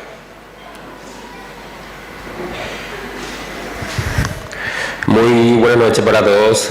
Realmente, con dolería en el corazón, estoy muy feliz que estés aquí en mi país, Paraguay, y también vamos a rezar por tu país, Venezuela. Mi duda siempre es la Eucaristía. en sentido, en el momento de dar la hostia. Dar la hostia. O sea, que se consagra el cuerpo y la sangre de Cristo. Y en toda mi vida, donde me fui a la iglesia católica, ahora con más razón, soy más católico que nunca, pero lo que no entiendo es, el Padre da la hostia y no el vino. Y ahí hubo un solo sacerdote que hacía eso. Lleva la copa y el cuerpo de Cristo y lo moja, cuerpo y sangre de Cristo.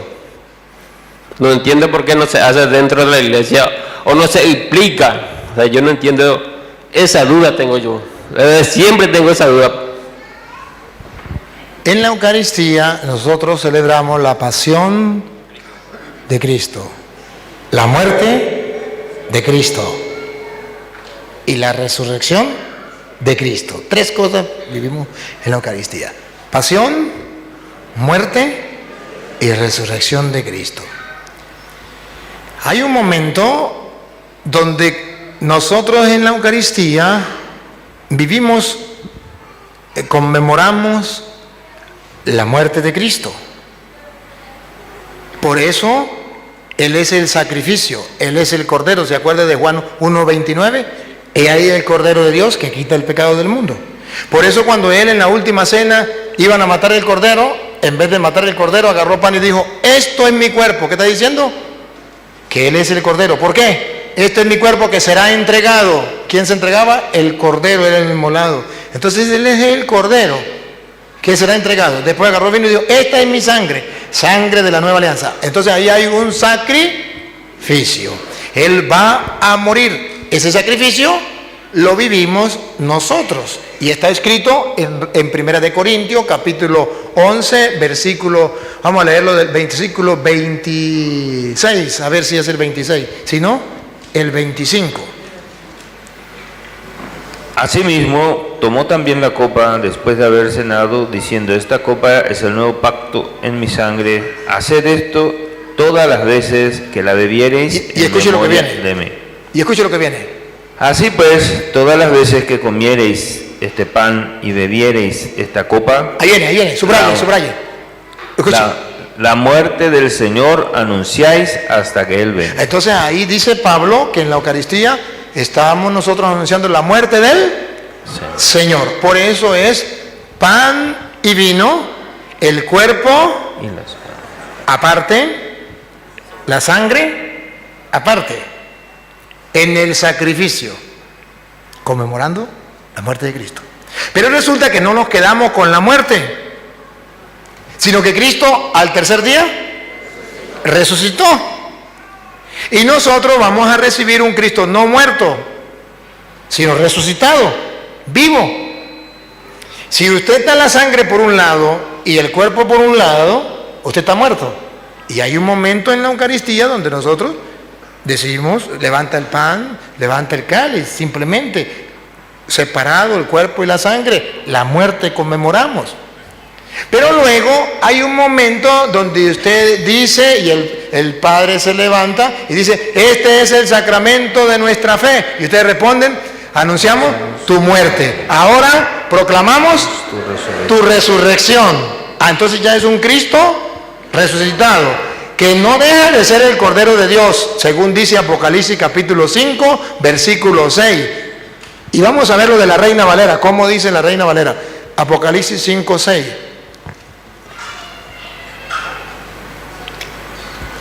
No deja de ser el Cordero de Dios, es el Cordero. Y no, pero o está muerto o está resucitado. Vamos a ver qué dice la Biblia. Vamos a ver qué dice la Biblia.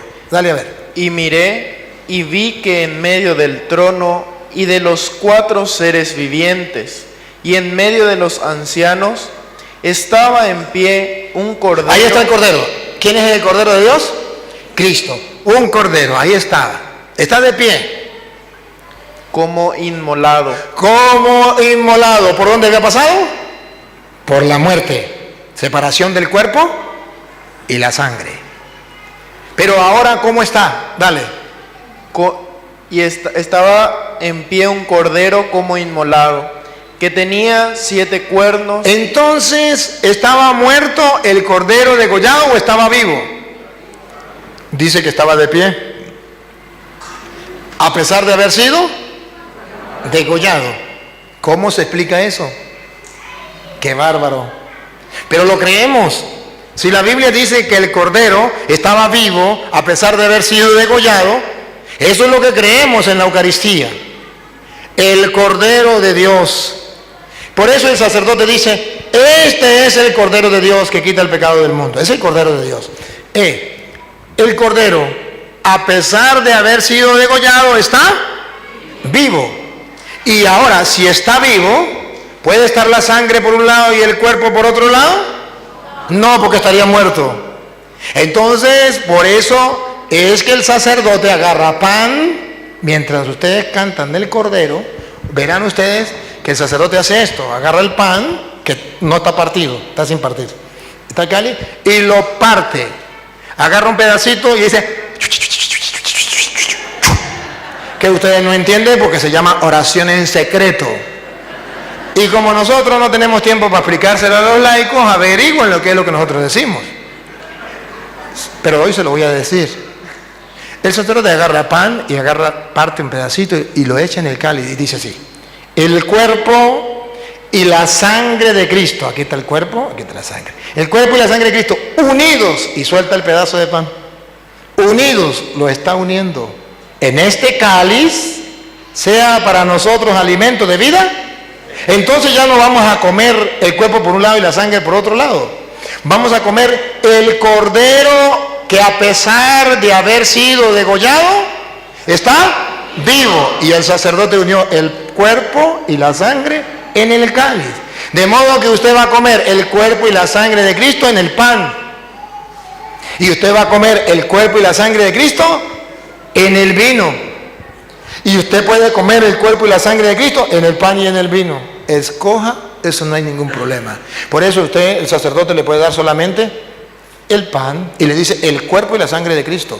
Y le puede dar el vino, el cuerpo y la sangre de Cristo. O le puede dar las dos especies, el cuerpo y la sangre de Cristo.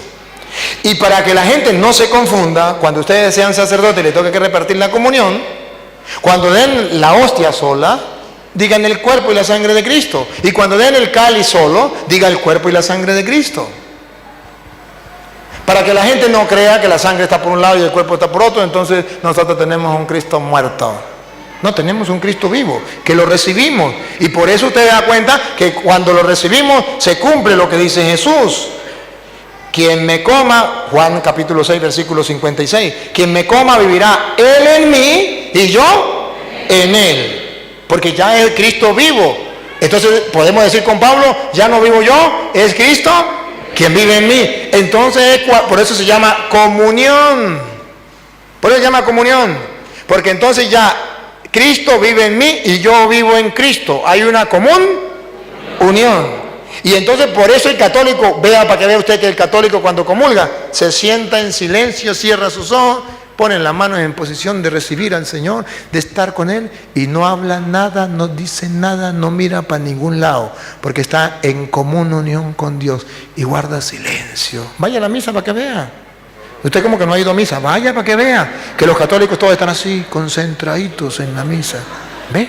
Van, porque están en común unión con Dios. Usted va a la iglesia católica y no ve un católico hablando, mucho menos mandando mensajes,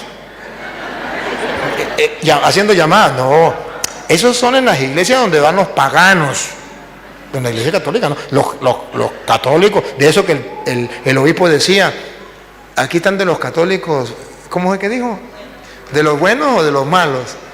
De los que se ponen a hablar con el vecino, que se ponen a mirar si vino Petronila o Pánfila, ¿de qué clase? Suponemos que aquí están los mejorcitos, ¿no?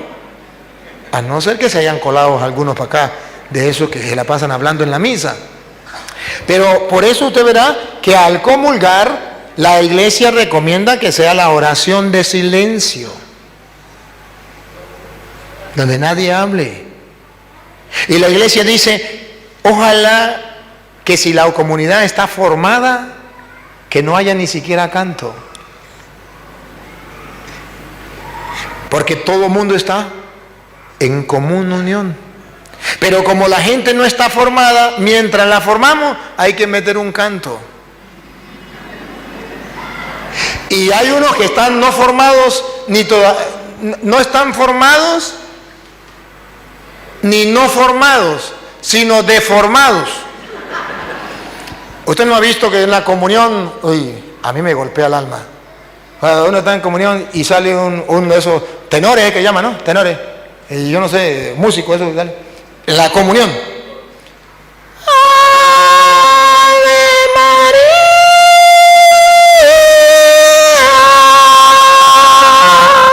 ¡Ay, qué lindo! Me saca de la comunión con Cristo. Ahí si va debe haber silencio, pero si mete un canto debe ser cristocéntrico.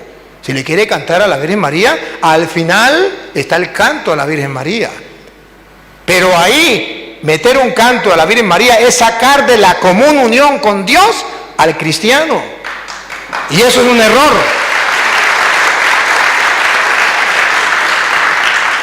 Lo mejor sería la oración del silencio cuando el pueblo está formado. Allá deberíamos llegar. Donde no se oiga un ruido. Donde cada quien entra, lo que dice el Papa, ojalá que el católico tuviese un encuentro personal con Cristo. Ahí es el momento. Pero ese momento los católicos lo están perdiendo, desaprovechando. Entonces, ¿cómo quiere que surja efecto la comunión? ¿Cómo quiere sanarse corporal o espiritualmente? ¿Cómo quiere si no respeta a Cristo? Si no lo asume, lo hace suyo, si no lo encarna, ¿qué me come si no lo ha comido? De verdad. Ese comer no es solamente la parte material, es la convicción de que Él está ahí conmigo, Él en mí y yo en Él. Estoy convencido. ¿Sí, no? Fuimos a misa, comulgamos, y lo mismo de siempre. Llega a la casa y el marido le dice, usted va a misa, y llega peor todavía. Y yo, por eso es que yo no voy a misa, porque mire, usted llega como una tigra recién parida, peleando y no sé qué, y dando ese golpe de pecho allá. ¿Qué pasó? No hubo un encuentro con Cristo, no hubo una transformación. Pablo, ya no vivo yo, es Cristo quien vive en mí. Allá deberíamos llegar. Excelente.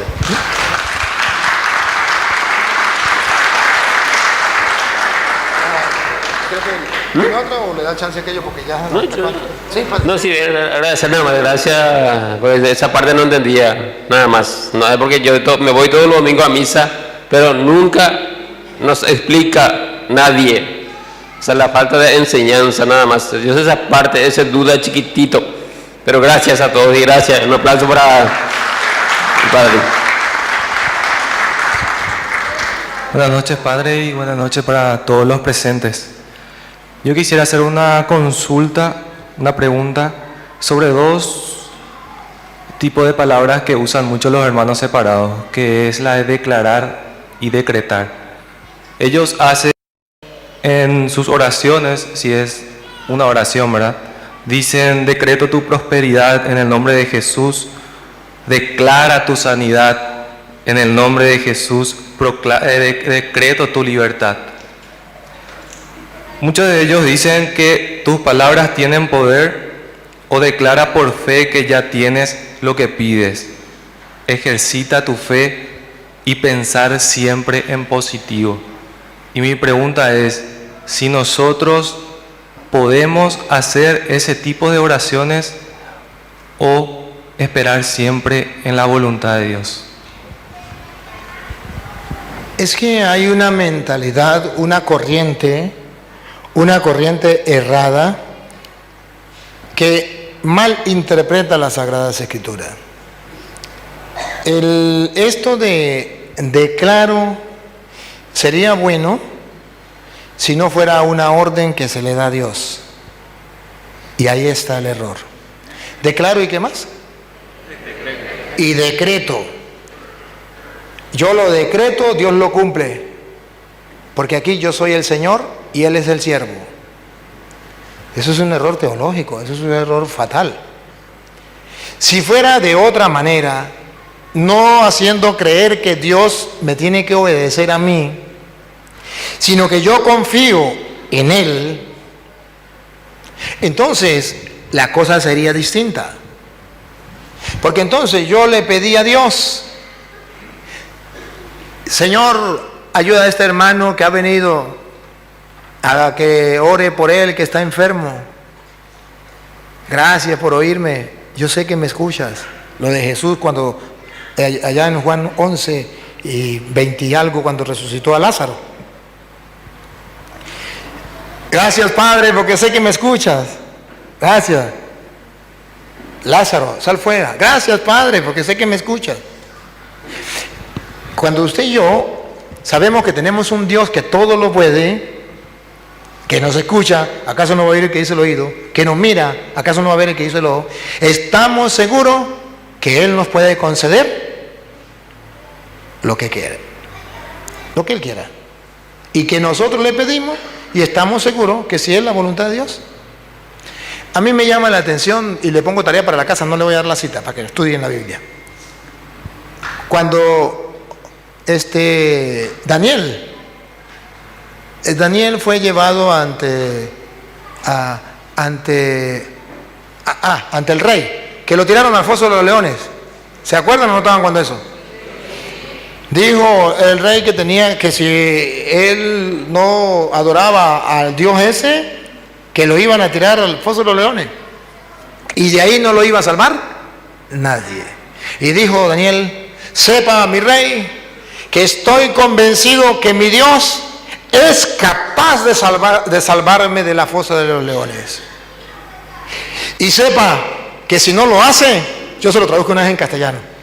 Y sepa que si no lo hace, no es porque no pueda, sino porque no quiere. Pero tenía certeza que su Dios lo iba a salvar. Pero estaba convencido que no era una orden que él le iba a dar a Dios, me salva porque yo soy el jefe y usted obedece, sino que es un siervo, un hijo que se siente amado, que siente la confianza y que le dice, yo confío en ti, pero eres Dios y yo no lo sé todo. Si tú quieres, pues bien. Lo del otro, si quieres, puedes sanarme. Esa es la actitud del cristiano. Ahora, hay una mentalidad en el mundo de que Dios nos tiene que obedecer a nosotros. Entonces declaro, entonces ¿qué? A decreto. Y como yo lo declaré y yo lo decreté, Dios lo hace porque lo hace. Y si no, nos la vamos a ver cuando nos encontremos, me la va a pagar. Es un error. Es un error por la manera como se presenta. Si fuera de otra manera, no decirlo decreto como orden, sino decir, yo creo que esto va a suceder, porque ya se lo pedí y confío que cuando lo pido con fe, Él me lo va a conceder. Entonces es otra cosa distinta, ¿sí? Pero los católicos a veces queremos también darle órdenes a Dios. Entonces no se sabe quién es Dios, si Él o nosotros. Hacen ese tipo de oraciones. Sí, debemos tener cuidado con eso. Eso no es costumbre, doctrina católica. La doctrina católica es que sepa, cuando ores, sepa que ya Dios te escuchó y haga cuenta que ya lo va a recibir. Y que si no lo recibe es porque Dios no quiere y punto. Pero respeto la libertad de Dios. Dejo a Dios ser Dios, no le impongo nada. Gracias, Padre.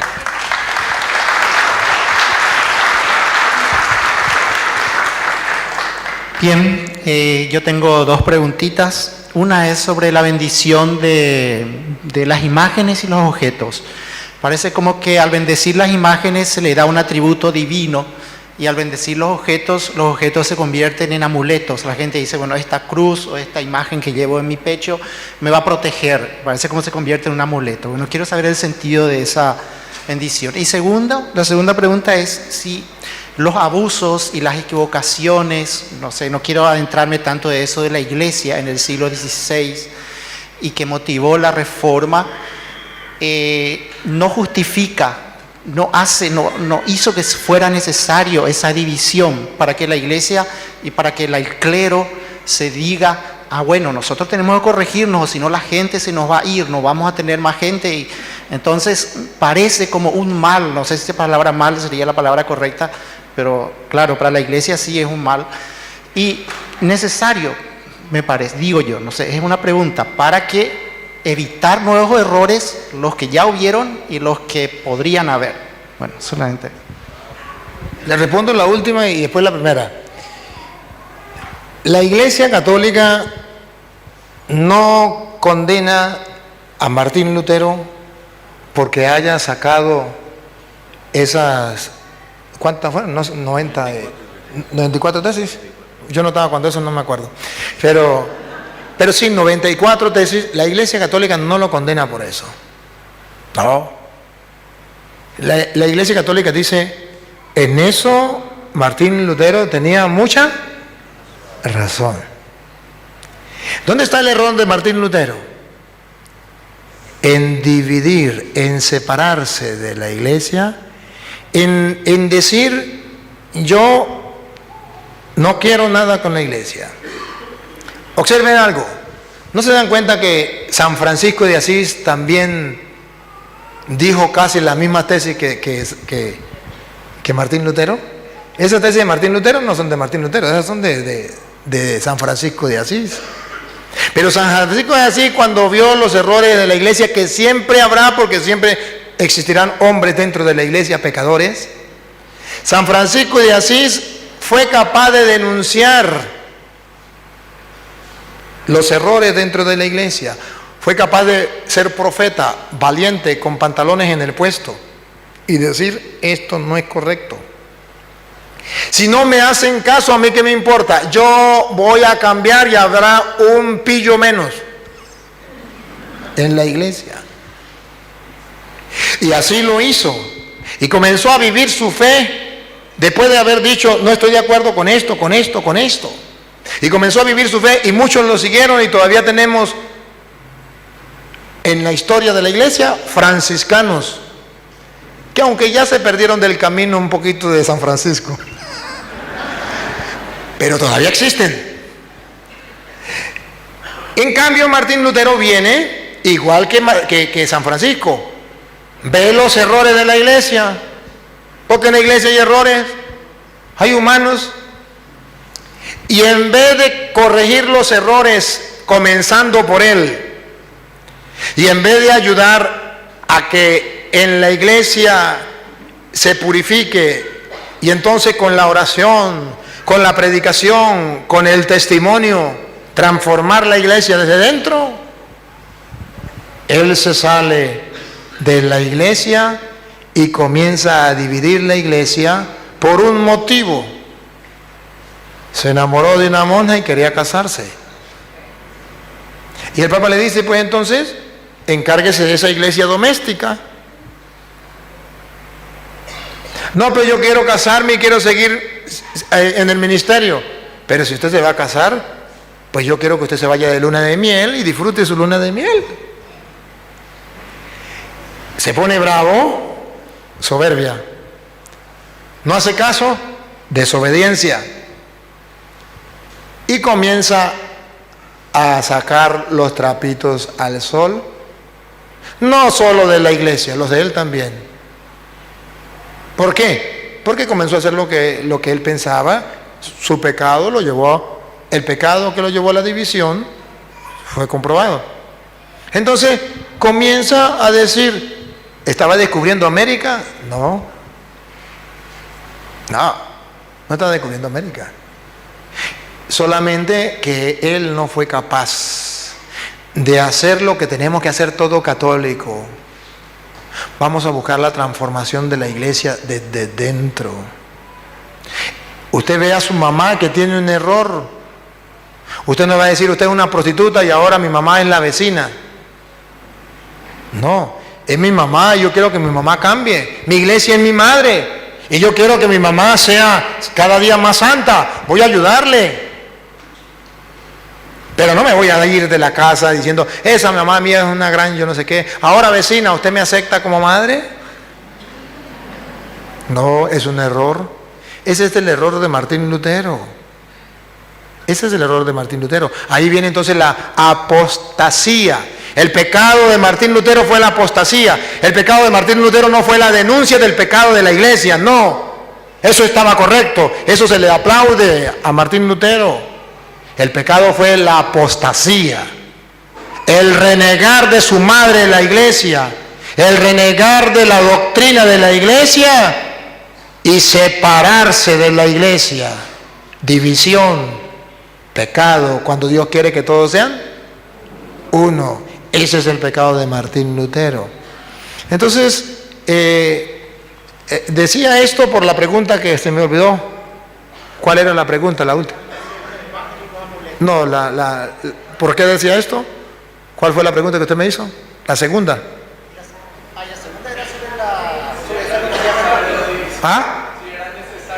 Si era necesaria la división. Entonces no le he respondido, voy a responderle.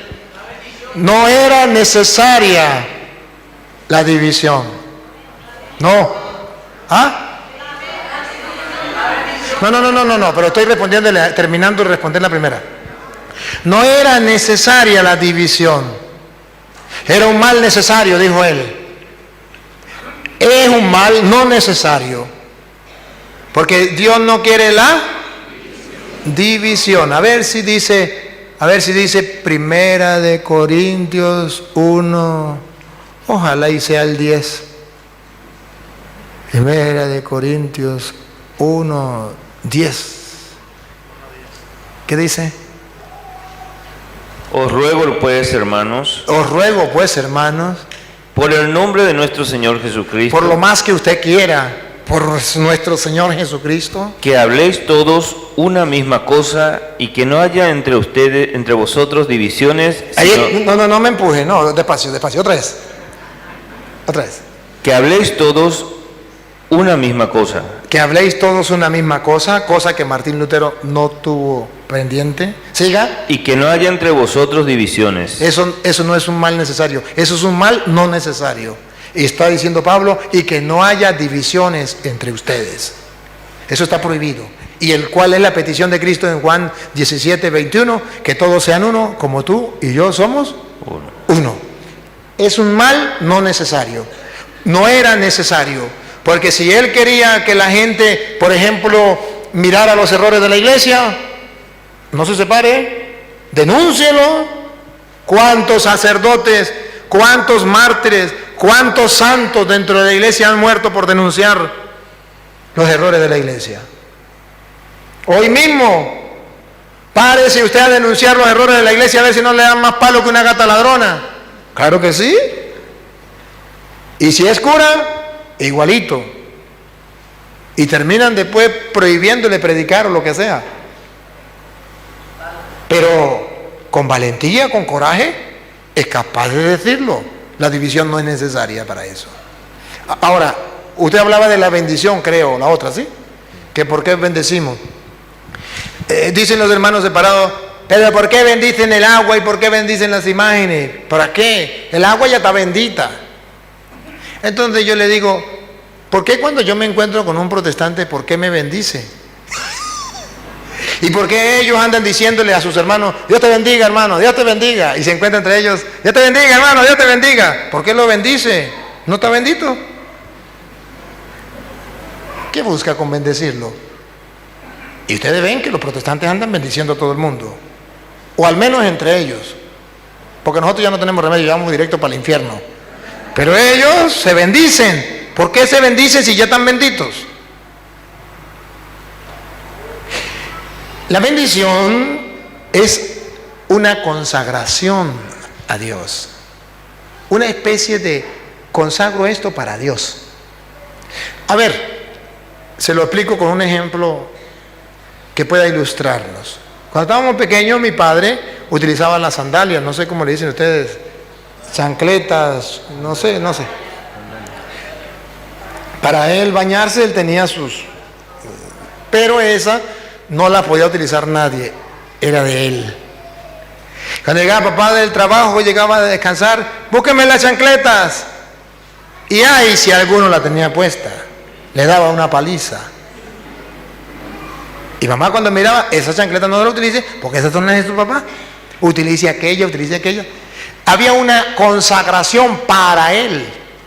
Cuando nosotros bendecimos, cuando el sacerdote bendice, es consagrar algo para Dios. Pasa a ser un objeto de culto que existe en la Biblia. Y que segunda de Tesalonicenses, capítulo 2, versículo, yo creo que el 3 en adelante, dice que el apóstata va en contra de todo lo que es objeto de culto. A ver si es segunda de Tesalonicenses capítulo 2, debe ser como el versículo 3, 4 o 5 por ahí.